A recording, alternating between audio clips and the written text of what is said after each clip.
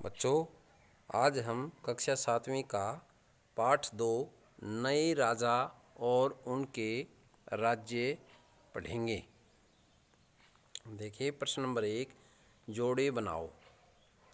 गुज्जर, प्रतिहार गुजरात और राजस्थान, राष्ट्रकूट पश्चिमी दक्कन, पाल बंगाल, चोल तमिलनाडु।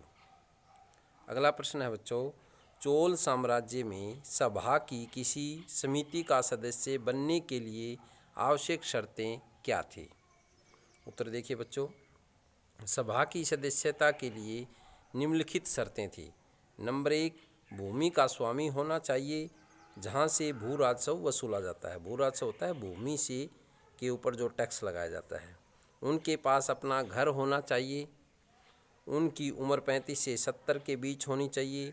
उन्हें वेदों का ज्ञान होना चाहिए। उन्हें प्रशासनिक मामलों की अच्छी जानकारी होनी चाहिए और ईमानदार होना चाहिए। यदि कोई पिछले 3 सालों में किसी समिति का सदस्य रहा है तो वह किसी और समिति का सदस्य नहीं बन सकता। बच्चों, अगला प्रश्न है, चाहमानों के नियंत्रण में आने वाले 2 प्रमुख नगर कौन से थे? अजमेर और दिल्ली। अजमेर कहाँ है? राजस्थान में। अगला प्रश्न है बच्चों, राष्ट्रकूट कैसे शक्तिशाली बने? राष्ट्रकूट दक्कन के शासक थे। आरंभ में वे कर्नाटक के चालुक्य शासकों के अधीन थे। उनके एक प्रधान दंतीदुर्ग ने अपने स्वामी की अधीनता मानने से इनकार कर दिया और उसे पराजित कर दिया, परंतु वह जन्म से अक्षत्रिय नहीं था और राजा केवल क्षत्रिय ही बन सकता था। इसके लिए उसने हिरण्यगर्भ नामक अनुष्ठान करवाया। अनुष्ठान होता है हवन।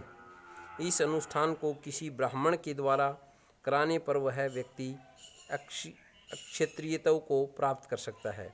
इस प्रकार दंतीदुर्ग स्वतंत्र शासक बन गया और अपने राज्य का विस्तार किया। बच्चों, अगला प्रश्न है, नए राजवंशों ने स्वीकृति हासिल करने के लिए क्या किया? उत्तर देखिए बच्चों, नए राजवंशों ने स्वीकृति हासिल करने के लिए 2 तरीके अपनाए। नंबर 1, हिरण्यगर्भ नामक अनुष्ठान। नंबर 2, सैनिक कौशल का विकास। अगला प्रश्न है बच्चों, तमिल क्षेत्र में किस तरह की सिंचाई व्यवस्था का विकास हुआ? सिंचाई किस तरह होती थी तमिल क्षेत्र में?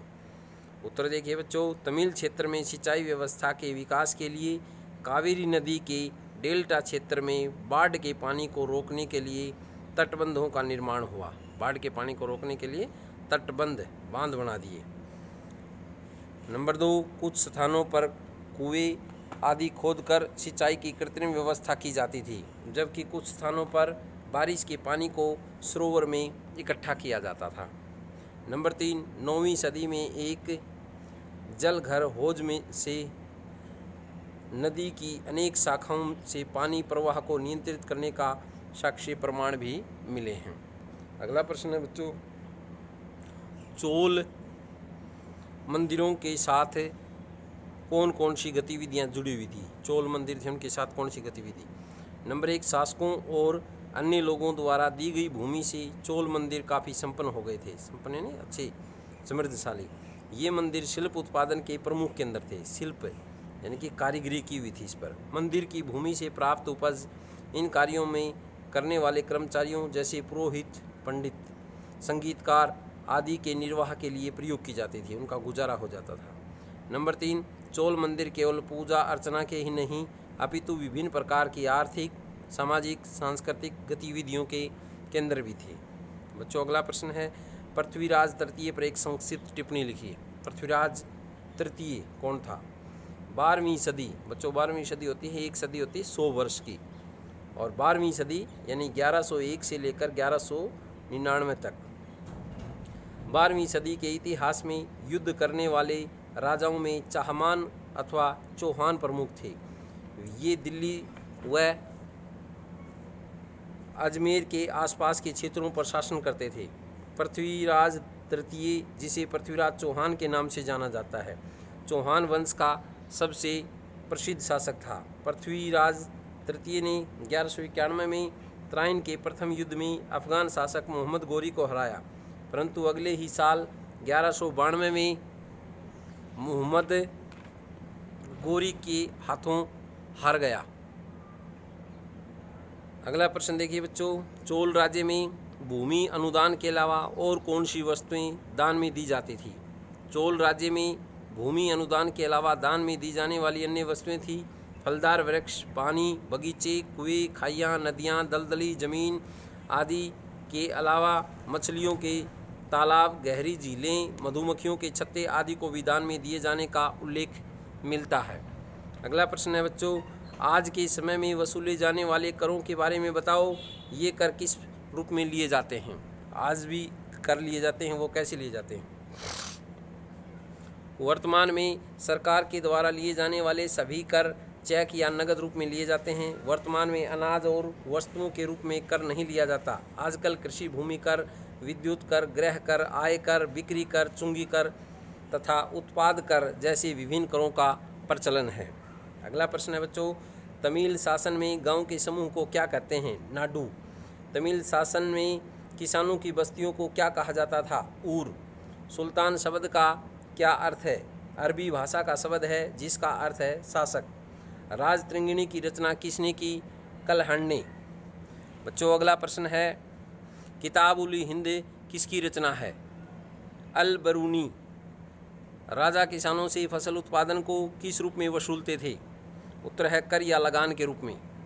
त्रिपक्षीय संघर्ष में लगे तीनों पक्ष कौन कौन से हैं? गुज्जर, प्रतिहार, राष्ट्रकूट और पाल। अगला प्रश्न है बच्चों, पृथ्वीराज तृतीय ने मोहम्मद गोरी को कब हराया? 1191 में। मोहम्मद गोरी ने पृथ्वीराज चौहान को कब हराया? 1192 में। सबसे प्रसिद्ध चोल शासक किसे माना जाता है? राजराज प्रथम को। राजराज प्रथम के पुत्र का क्या नाम था? राजेंद्र प्रथम। चाहमानों का सबसे प्रसिद्ध शासक कौन था? पृथ्वीराज तृतीय। महासामंत या महामंडलेश्वर का क्या अर्थ है? पूरे मंडल का महान स्वामी।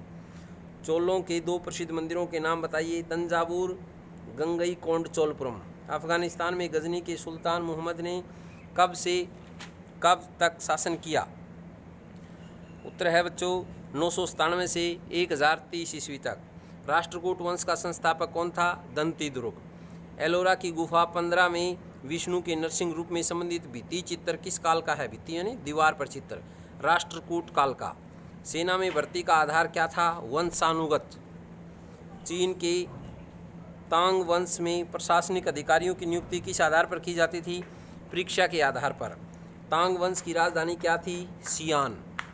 चीन में तांग वंश कब तक सत्ता में रहा? लगभग 300 वर्षों तक। सुल्तान मोहम्मद ने गुजरात का कौन सा मंदिर लूटा? सोमनाथ मंदिर। बच्चों ये हमारा पाठ पूरा हुआ। आशा है समझ में आया होगा। ध्यान से पढ़ना।